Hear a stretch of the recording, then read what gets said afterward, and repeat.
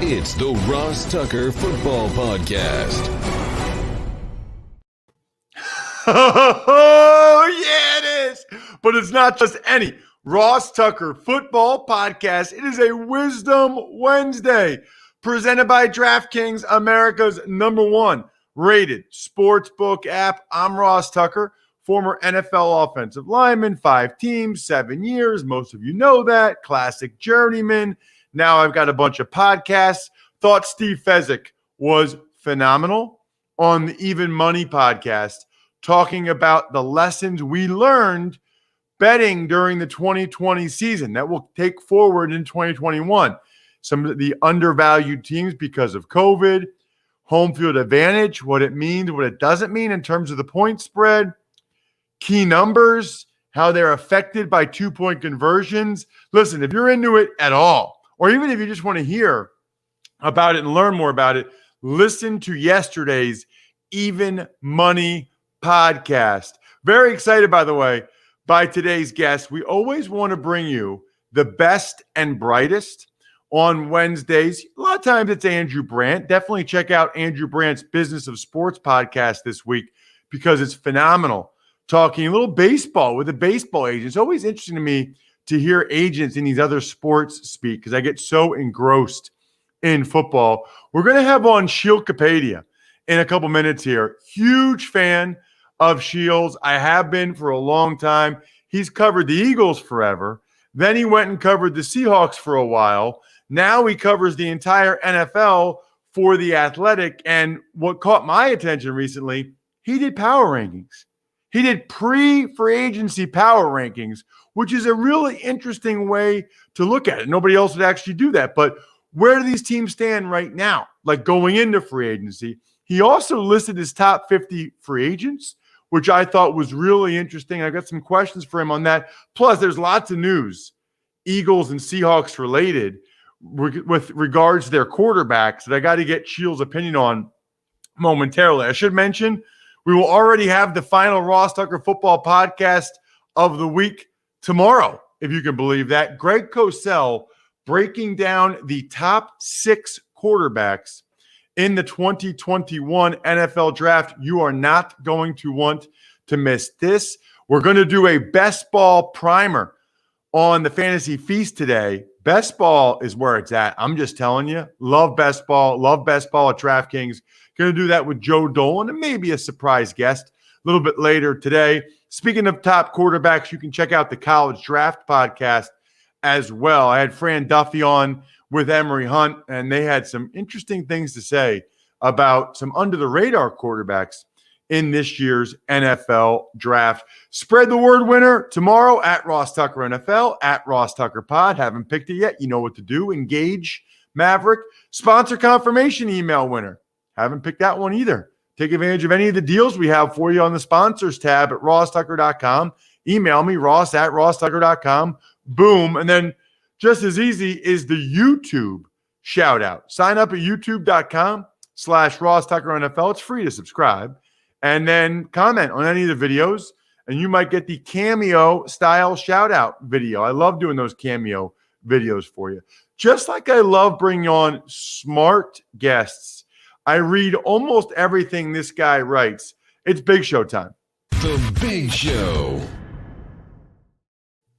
So one of the reasons, there's a lot of reasons why I wanted to bring Sheil Kapadia on, and you can check him out on Twitter at Sheil Kapadia. I'm guessing a lot of you are already familiar with his work. If you're not, it's SheilKapadia. And he's one of these guys that when you read his articles, you can tell how much time he puts in. Like, Sheil, you're a real sicko, bro. Like, you love it. I used to talk all the time, and people that remember back in the day, remember we talk about the sickness and the disease where you just love football, can't get enough of it.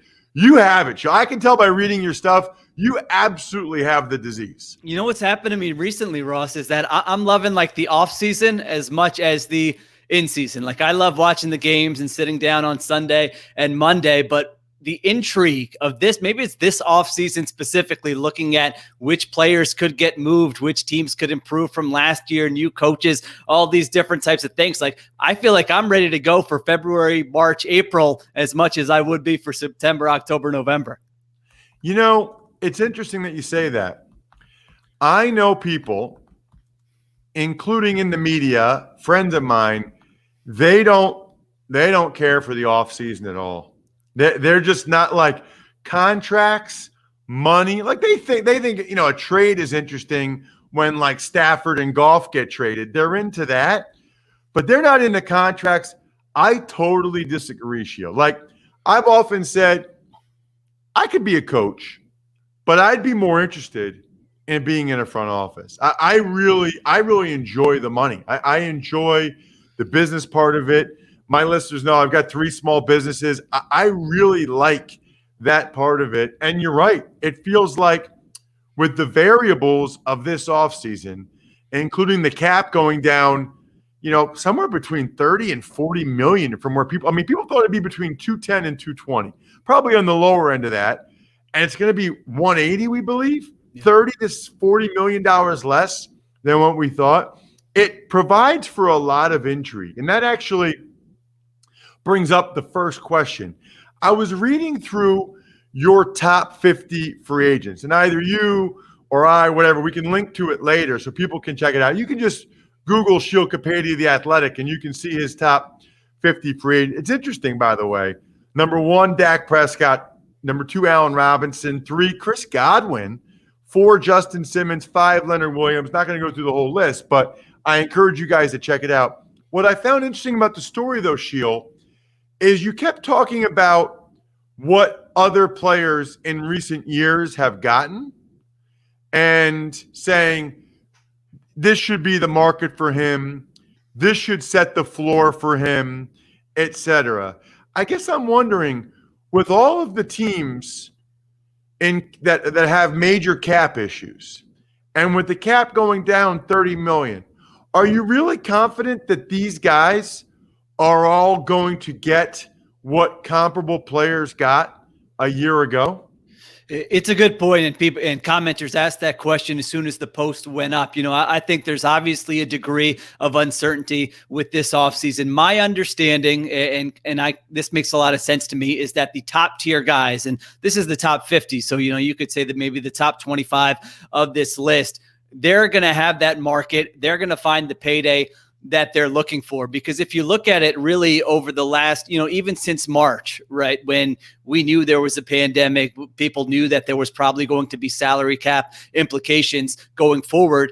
Guys still got paid. There were extensions in September, whether it was Alvin Kamara, some of the wide receivers, even going back to last year's free agency with the guy like Amari Cooper's getting $20 million. There were a lot of high-level free agents getting paid. A guy like Keenan Allen got an extension leading up to the season. And so those top-level guys, the market did not seem to be affected as much for them as maybe it will be for some of the middle class and some of the lower level guys. So I think that might be where you see more of the impact. But the top 5 you just mentioned and guys beyond that, I do think they're going to find that payday because teams can structure these deals in such a way where those cap hits aren't huge for them here in 2021. They can give them a big signing bonus and have that spread throughout the length of the contract. So we'll see. I don't say it with 100% certainty, but I do feel like a lot of the top guys are going to find the deals that they're looking for. It's interesting as well because I had Scott Pioli, 5-time Executive of the Year in the NFL on Monday's Ross Tucker Football Podcast. He talked about maybe there being a bunch of one-year deals. And I guess I would say there's 2 ways you can do it. You can do that, or you can do what you're saying, Sheil, which is you can give the guys what they're hoping to get, what they always thought they'd get, just a lot of the money in an upfront bonus that gets spread out so that their cap number is low here in 2021. I still think, though, don't you, Sheil, that with some of these teams like the Saints and the Eagles, these teams way over the cap, it still feels to me like it should be a buyer's market and that you should be able to get a lot of value on. Now, maybe these aren't maybe the elite guys, But guys that find themselves that would find themselves as tier 2 free agents, I think you're going to be able to get some of these guys at a pretty affordable rate if you wait a week and maybe it's only a 1-year deal or whatever, but it just feels like it'll be a buyer's market. Yeah, I think there is a bigger difference between the haves and the have-nots this year. I think in a lot of years we usually go into free agency and we say, well, these teams are kind of capped out, they can't do anything, and then all of a sudden, the second day of free agency, one of those teams is landing a big name player for a big contract, because as we know, you can maneuver and structure things all kinds of different ways with the salary cap. But this year is a little bit different. I mean, a team like the New Orleans Saints, the Eagles you mentioned, the Pittsburgh Steelers, if these teams find some way to land like a big free agent, I would be shocked, because you can go through their entire rosters and restructure all sorts of deals and kick the can down the road with their veterans. And it's kind of like just barely getting them to where they need to be in terms of the salary cap. It's not like it's clearing up space for them to land a big player. So it's going to be really interesting with the teams that do have space. A team like the Jacksonville Jaguars, the Indianapolis Colts, the New York Jets, even, Ross, the team I'm really interested in is the New England Patriots, because they have cap space. And if ever we wanted like a natural experiment of what does Bill Belichick think about building a roster in the year 2021, we're going to pretty much get it this year. He's got no quarterback. He's got a higher draft pick than he normally would, and he's got more cap space than most teams in the NFL. So this is going to be like a paper written by Bill Belichick of here's what I think you should do in the year 2021 if you're kind of starting from scratch to build a strong roster. So yeah, I do think those teams at the top there who do have the cap space, I think they're going to have a lot of opportunities to improve their rosters pretty quickly here. So let's get to a couple players that I need to get your thoughts on. You spent several years in Seattle covering the Seahawks, and I've always been a huge Russell Wilson guy, Sheil. I've said for years that if there was one quarterback I could have for the next decade in the NFL, it would be Russell Wilson. It just feels like, now I'm not sure I feel that way now, but over the last few years, I've said that it seems like he always does the right thing, always says the right thing. I was stunned by what he said. Do you have a read on that as a guy that covered him for a couple of years? It was just so out of character for him to say, I don't know if the Seahawks are getting calls on me and I'm tired of getting hit so much. Really, really strange to hear that coming from Russell. I think we've seen a change with Russell Wilson the past couple of years here. I covered him in the Seahawks in 2015 and 2016, and those offensive lines were not good at all. But he would not, throw them under the bus, or if he's being asked, hey, you got sacked, 5-6 times, are you getting the protection you need? He would kind of always have their back. And so this was surprising to me because it was a little bit of I don't know if it's as far as throwing your teammates under the bus, but certainly it's a level of criticism we hadn't heard from him before. And if you go back to last year, it was around the same time this year where he was doing interviews and he was saying, we need to throw the football more. We're being a little bit too conservative with this run first offense. And if you looked at the Seahawks during the year, the first 10, 11 weeks of the season, they were throwing the football more than they ever had before. So part of me wonders whether he feels a little bit more empowered. He's been there a while. He's saying, you know what? We haven't gotten to the Super Bowl since 2014. We haven't gotten past the divisional round since 2014. I need to make my voice heard about the changes we need to make with this roster and with our organizational philosophy. And to be honest, another part of me wonders, Russ, Russell Wilson is a very smart marketer, and he's got a team around him who he's had since he entered the league. And part of me just wonders if he knows it's kind of good business to kind of get out there, get your name out there, do these interviews around February, March, get your name in the headlines. I don't want to say for the attention, but because he knows it's kind of like a little bit of a marketing ploy where he's doing these interviews and he's saying things that are getting in the headlines. So that might be a small part of it, but certainly a part of me, wonders about that as well. Yeah, I mean, I guess I don't see how he benefits from doing this at all. I mean, I'm sure he's already voiced some of those frustrations to Pete Carroll and to John Schneider. I don't know what good it does going public with it other than get some of the O-linemen pissed at him. And to me, what I didn't really care for was what I described, Sheil, as a lack of personal responsibility and accountability. There's a lot of times he could get rid of the ball. I don't like hearing guys talk about how much they're getting hit when he doesn't get the ball out quick a lot. He tries to do the Fran Tarkenton thing a lot. I'm not saying they have a great O-line, but he can get the ball out quicker in a lot of, and maybe he can't see things at times because of his height or whatever. But I was just surprised and honestly disappointed because he's a guy that I've kind of vouched for forever. And I was disappointed by that. I think we all, Sheil, were disappointed with how Carson Wentz played a year ago. Very surprising how he played in 2020. I guess here we are 10 days after we had heard these reports that he would be traded imminently, right?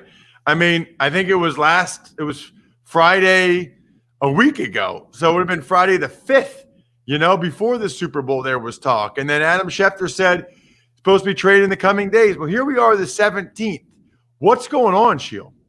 I think Howie Roseman is waiting for the deal that he says this is 100% the best deal I'm going to get. It's a no-brainer. I mean, I think they've tried a lot of different things to try to drum up maybe even more interest than there was. I do think there was interest from teams, but I think Howie Roseman saying, they're going to take the biggest dead cap hit in NFL history when they move Carson Wentz. So to do that, you want to make sure you maximize compensation. And so there are, different tricks you can use. You can, let people know that there are different teams involved. You can say a trade is imminent, whereas another team that might be interested said, all right, we better get in our best offer right now. So to me, that's what this is about, is just trying to wait and make sure you get the absolute best deal that you think could possibly be on the table. I mean, I've seen people suggest that Carson Wentz could still come back. I mean, I think that's nonsense. I think when you dangle a player like this, given the history that they've had, I don't think that there's any chance that Carson Wentz would come back and all of a sudden you're committing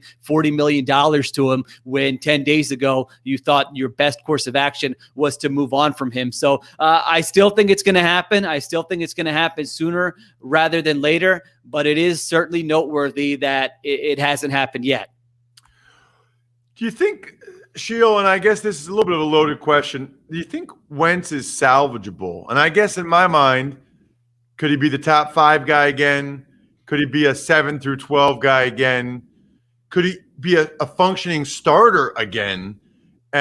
Or is he stuck in what he was this past year? I guess there's 4 possibilities, right? Do you think he's salvageable? Yeah, I think you framed that in the right way, Ross, because when we talk about, it needs to be defined what is salvageable, because is he going to be the 2017 guy?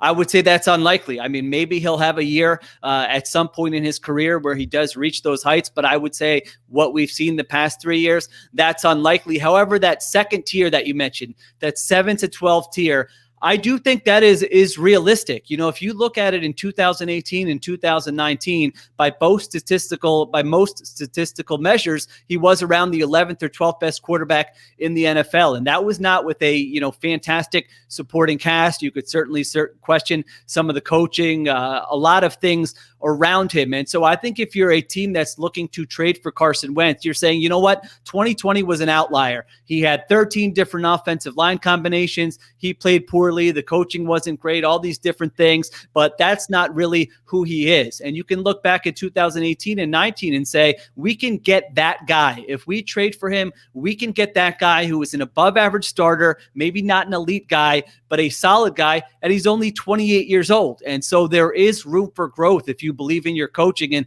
we see coaches and GMs talk themselves into fixing players every year. A lot of times it doesn't work. They're kind of too confident in their abilities. With Wentz, I think if your expectations are that he's going to be, an above average quarterback, not an elite guy, then I think that's realistic for a team looking to trade for him.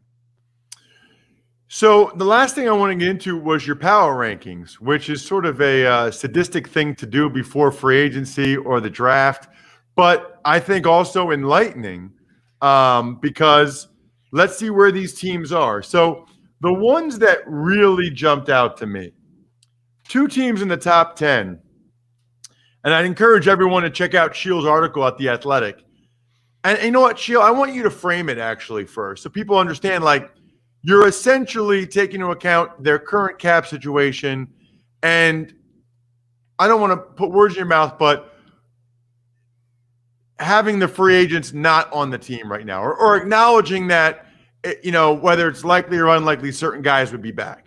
That's right. Yep. It's kind of a look ahead power rankings, and it's based on simply which teams have the best chance to contend for a Super Bowl next year. So if you're kind of a middling team, and I think your ceiling is 7-9, 8-8, regardless of what you do this offseason, then you're not going to rank very high. And I did try to take into account, all right, who's making the decisions for these teams? What kind of cap space do they have? What pending free agents do they have? What kind of draft capital do they have? So it's kind of a look ahead that, hey, when it comes to week 1 of next year and everyone's putting their power rankings out, here's my guess projecting how these teams will look at that point. So on the high side, Niners number 6, Chargers number 9 were a couple that jumped out to me for sure. Niners with sort of the uncertainty at the quarterback position, and the Chargers, I mean, I feel like this will be the 37th consecutive year that the Chargers are people's like surprise pick to be better than other people think to be better than they normally are. I know. Yeah, I might as well start with the Chargers, because all the Chargers readers that we have on The Athletic were like, dude, just come on, not again. Don't put us through this again. But I really think there's a lot of hope for the 2021 Chargers. I mean it this time, I swear, because we all watched what Justin Herbert did last year, and I thought their game management was really the worst in the NFL. When you look at games that they lost with Anthony Lynn, whether it was timeouts, whether it was not getting the field goal unit on the field, whether it was getting conservative. And I think they're going to be so much better this year with Herbert on a rookie contract, with Brandon Staley coming in, with the staff that he's assembled, where I really think they are a team that really can contend in the AFC, maybe to be the surprise team in the entire NFL. So that's why I had them up there. You don't want to just go with the rankings based on how everyone finished the previous year. That's no fun. So that's a projection, but that definitely is one I believe. And then the other team you mentioned is the San Francisco 49ers. Really, this is kind of just a vote of confidence in Kyle Shanahan and saying, you know what, they were competitive last year. They weren't great. They were probably the most injured team in the entire NFL, and they have moves to make. Maybe it's holding on to Jimmy Garoppolo and adding a backup who's going to be a lot better than what they've had in previous seasons, where their season does not go completely down the drain if Garoppolo suffers an injury. But I really feel like if they can just kind of shore up that quarterback situation, whether it's a backup or maybe it's moving on from Garoppolo and really swinging for a big upgrade, but if they can do one of those two things, I really think that the culture there is strong. I think they've got some stud players still. Fred Warner, Nick Bosa, if they bring Trent Williams back, their wide receivers, George Kittle, I think they've got a good group there where they are positioned to bounce back and be a really good team next year. On the flip side, I don't know that I disagree with either one necessarily, but it was just interesting to see Saints at 24 and the Eagles at 29, although that's kind of where the Eagles finished. So I guess I shouldn't be surprised. You don't often see the Eagles there in power rankings, but I follow them closely, and they've even said it's a real transition year. But the Saints at 24, I think, will get people's attention. Yeah, I was surprised that people are kind of bullish on the Saints going into next season. I know we've seen Sean Payton. He's really worked his magic even when Drew Brees has been out. But if we assume that Drew Brees is going to retire, you're probably looking at a Taysom Hill, Jameis Winston offense. And I think it's different doing that for a four or 5 game stretch compared to a 16-game season. And so I think they are going to have some growing pains there offensively. And then defensively, they're losing some guys. They're going to probably lose Trey Hendrickson, 13.5 sacks last year. They're probably going to lose safety Marcus Williams, and they're probably going to have to make a lot of moves to cut salary with a lot of starters on both sides of the ball just to get into good cap positioning where that, they're under the cap for 2021. So I don't see a lot of avenues for them to really upgrade that roster in free agency, in the draft, in the trade market, where they're going to be better than last season. And I think they're going to take a big hit with Drew Brees not being there. Make sure you check him out on Twitter at Sheil Kapadia. That way you can follow all the stuff he does, the podcast, and of course, this guy, he's got the disease. He's got, every day he's churning out awesome stories.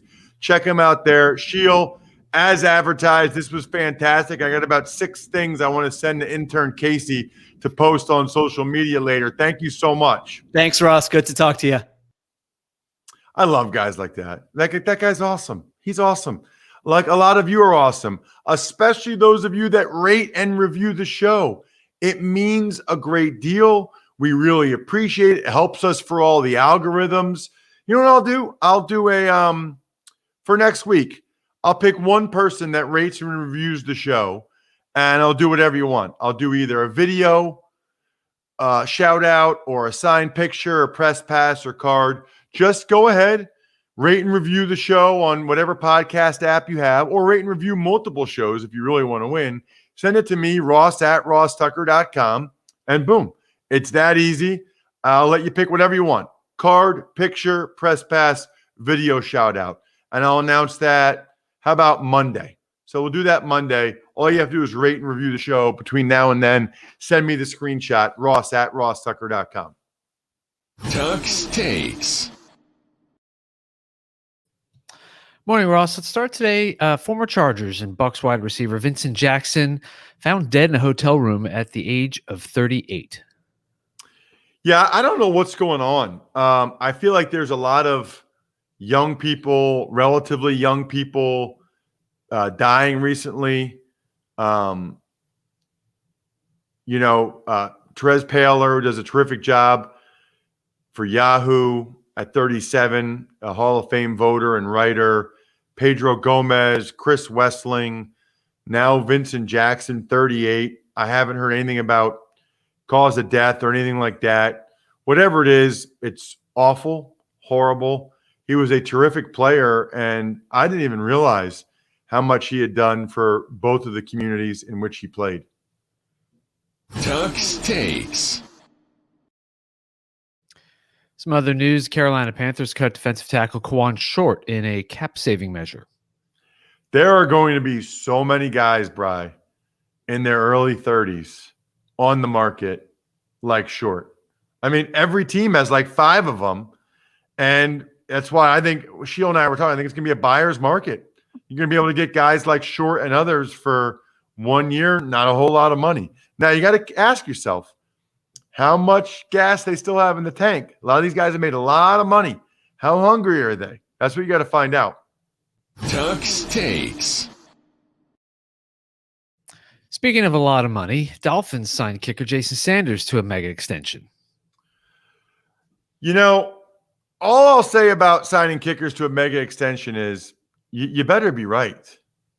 You know, I mean, you better be right, because if that guy goes bad or turns bad, like kickers do from time to time, you got problems. I mean, they gave him a $10 million signing bonus or guaranteed 5-year, $22.5 million, over $4 million a year. You know, kickers are weird in the sense that they just kind of lose it sometimes. Now, if he continues to play as well as he did the last couple of years, then you're golden, obviously, and then you'll be happy you locked them up. But sometimes for no reason, they just kind of lose it. Let's get to an email, Bri. Ever wanted to ask an NFL player a question? Well, here's your chance. It's time to Ask Ross. So the email address is always ross@rosstucker.com. So when you rate and review the show, or you take advantage of any of our sponsors, whatever you do, that's where you send it. It's much appreciated. And that's how I know who to pick for the sponsor confirmation email winner, or now the rate and review, whatever you want, winner. What do you got, Bri? Hey, Ross, hope this email finds you well. Made a big move from Los Angeles to El Paso, so I needed some new sheets for my mattress. So I bought some Boll & Branch ones using the code Tucker and got $50 off. Here's my question. Big fan of muting the TV and throwing on the Westwood One radio call, most of all on Mondays when my boy Kevin Harlan, the GOAT, is on. Now, my question for you, Ross, is how is Kevin when he's not broadcasting? Does his voice change? Is he just as funny and clever as he is on his calls? Appreciate what you guys do and all the content you put out. That's from Isaac. Isaac, first of all, I've told you before, Boll & Branch sheets are the bomb. My wife is obsessed. $50 off when you use the code Tucker. is ridiculous. So thank you for doing that, Isaac. Secondly, Kevin Harlan's awesome. And I would say not every guy is the way they are on camera, off camera, or on the air, off the air. Kevin really is. Like, that's him. That's Kevin. And if you ask anybody, Brian will tell you, like, this is me. This is who I am on the podcast is just who I am all the time. People are always surprised by that, but this is what I do, how I live, who I am. That's Kevin as well. He is phenomenal. And I think people would enjoy that. He's so descriptive. And a lot of the radio guys are. They're so descriptive because it is radio. I think you'd enjoy sort of the word picture, even while you're watching it on TV. I think you should consider doing that because he's just more descriptive because he kind of has to be. And by the way, he usually on Monday nights is with Kurt Warner. Kurt Warner's an absolute stud. Like, I don't know how Kurt Warner never got the Monday Night Football TV gig. Kurt Warner's excellent. So anyway, good question, Isaac. Appreciate that. Shout out some of our patrons. Been a while, by the way, since we got a patron. We got to get some more patrons up in here. Patreon.com/RTmedia. Shout outs Pizza Boy Brewing, Sporticulture, Steakhouse Sports, Vision Comics with an X, DinerDepot.com, Best Ball Fantasy Football later today. The GOAT, Greg Cosell, tomorrow. Definitely listen to the Even Money podcast for 2020 lessons learned. I think you guys will really enjoy that. And I think we're done here. Thanks for listening to the Ross Tucker Football Podcast. Make sure to also subscribe to the Fantasy Feast, Even Money, Business of Sports, and College Draft. All available at Apple Podcasts, RossTucker.com, or wherever podcasts can be found.